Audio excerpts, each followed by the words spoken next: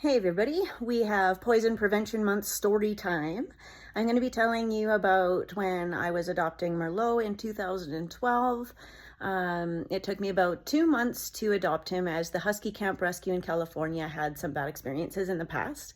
And so they really didn't want to adopt him out of state, let alone out of country. So you can imagine how hard that was to get them to agree to that. So that included fixing my kennel in the backyard, putting a 45-degree angle invert on the top so that he couldn't get out and stuff like that. Like, they wanted to make sure that he wasn't going to be coming back, because they said, like, how are we going to get him back from Canada if you decide you don't want him? I was like, I'm a dog trainer, trust me, you're not going to get him back. And even though the first year was crazy, we made it through and he's pretty good now.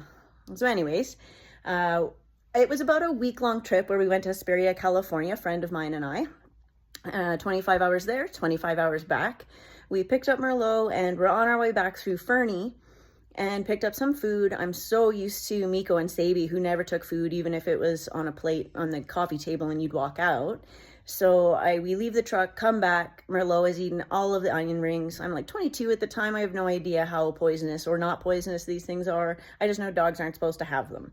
So I'm thinking, this lady didn't want me to have the dog. I just killed the dog in under 7 days. Oh my gosh, I'm freaking out. I need to go to the vet. So I go to the Fernie vet and I walk in and I'm saying, like, I'm freaking out to this guy. I'm like, I'm just like, how much is it going to cost for you to pump my dog's stomach? And, you know, he looks at me with the straightest face ever and he's like, $1 million. And I'm like, I'm not joking. And so, you know, again, this was quite a while ago. So hydrogen peroxide was still the recommended form of way to get the dog to puke. And now it is not. So now there's better ways, because we know that hydrogen peroxide can cause other problems. So we gave Merlot some of this hydrogen peroxide, and we are driving to this kennel that I used to work at, and it dawns on me part of the way there, I'm like looking at my friend like, oh my gosh, like, he's gonna puke in the back of the truck. I don't know why I didn't think of, like, you know, maybe we should give it to him and wait till he pukes, but no, let's just go drive down the single lane highway we can't really pull over on. So imagine, here's my friend right in the back of my truck. We're like leaning over from the front seat. He's got this bag in his hand and he's following the dog around. But because the bag makes noise and the dog's like, what are you trying to do? The dog's trying to move out of the way of the bag and he's trying to follow the dog with the bag. And oh my gosh, what a gun show. Long story short, like, sometimes stuff happens that you don't foresee, but, you know, try to always manage the scenarios. If you're unsure of the dog, don't leave food around, especially if it's got something in there that's not good for them. You know, I guess another really quick fun story is Merlot was really good at counter surfing, or bad, however you want to look at it.